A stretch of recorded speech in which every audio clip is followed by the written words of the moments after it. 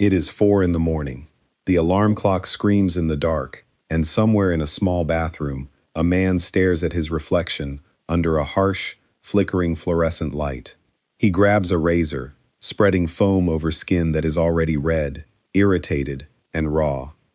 He drags the blade across his jaw, making sure not a single millimeter of hair remains.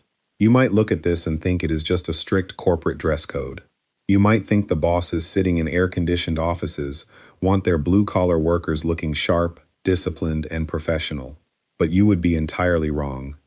In the brutal, unforgiving world of chemical plants and oil refineries, vanity does not exist. That razor blade is not a grooming tool. It is a lifeline. That smooth, raw skin is the only thing standing between this worker going home to his family at the end of the shift or leaving the facility in a body bag. Welcome to a world where a single day of beard growth is considered a fatal safety violation. Today, we are going to dive into the invisible war zone of heavy industry, where the air you breathe is actively trying to kill you, and where your own facial hair is the ultimate traitor. If you are enjoying our channel, subscribe and turn on the little bell so you don't miss any content. It helps us a lot, and it's free. To understand why this absolute ban on beards exists, you need to understand the invisible enemies lurking inside these massive steel labyrinths. Chemical plants are pressure cookers of highly toxic, volatile substances. We are not talking about dust or a little bit of smoke.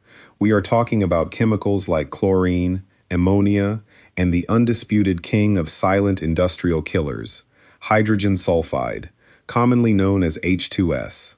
H2S is a highly flammable, highly toxic gas that is a natural byproduct of refining crude oil and processing natural gas. It is heavier than air, meaning it pools in low-lying areas, trenches, and confined spaces. The terrifying thing about H2S is how it tricks your body. At low concentrations, it smells like rotten eggs. But at high concentrations, the very first thing it does is paralyze your olfactory nerves. It kills your sense of smell instantly. You take one breath, notice a foul odor, and on the second breath, the smell is gone. You think the danger has passed. The third breath knocks you unconscious. The fourth breath stops your heart. When an invisible cloud of death can sweep across a factory floor in seconds, the only defense a worker has is their personal protective equipment, specifically, the respirator mask. These masks are marvels of engineering, designed to completely isolate the worker's lungs from the toxic environment. But here is the catch. A respirator mask only works if it forms a perfect, flawless, airtight seal against human skin. And this is exactly where the daily shave comes into play. You see, human facial hair is remarkably strong and thick at a microscopic level.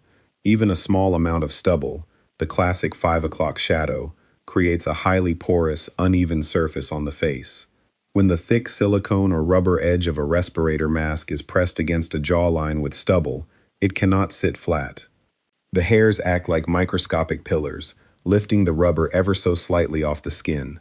It might look perfectly sealed to the naked eye, but at a microscopic level, that stubble creates thousands of tiny tunnels, a microhighway leading straight from the toxic atmosphere directly into the worker's mouth and nose. When dealing with gases like H2S, a leak of even a fraction of a percent is enough to cause severe neurological damage or instant death.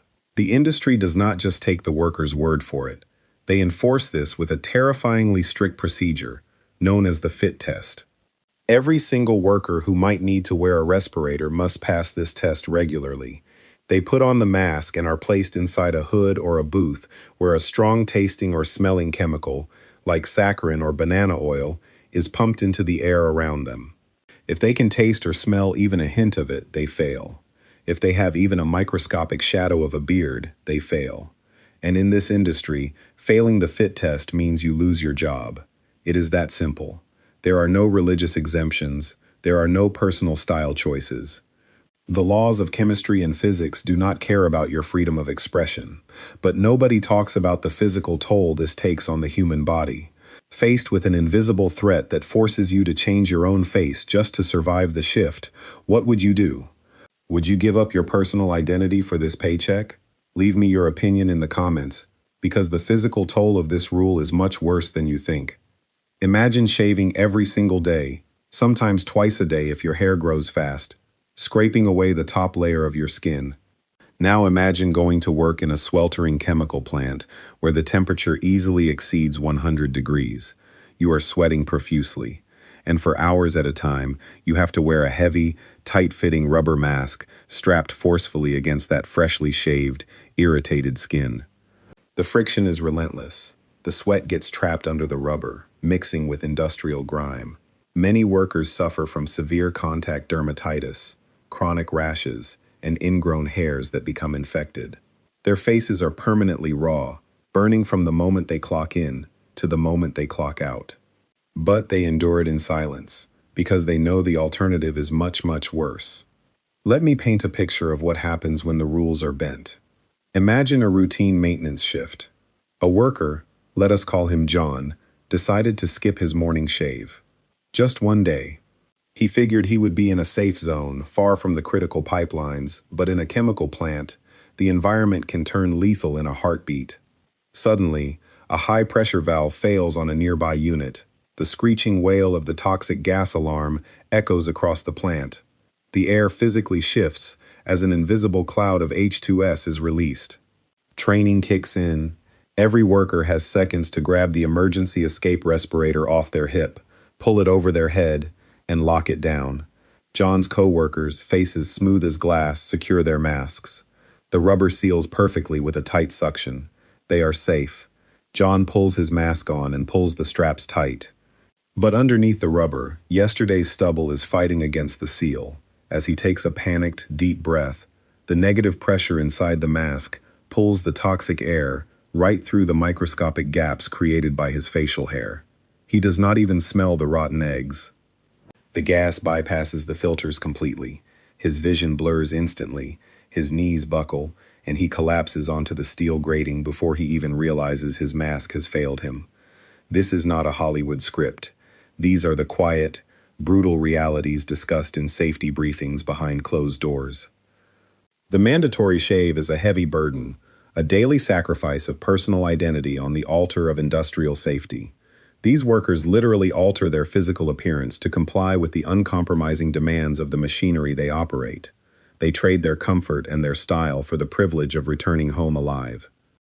So the next time you see a crew of industrial workers and you notice every single one of them is clean-shaven, do not mistake it for corporate uniformity. You are looking at a group of people who understand exactly how dangerous their environment is. You are looking at the ultimate, most painful, and most underestimated piece of personal protective equipment in the world. The clean shave is a badge of survival. Keep your face smooth, keep your mask tight, and whatever you do, do not trust the air you breathe.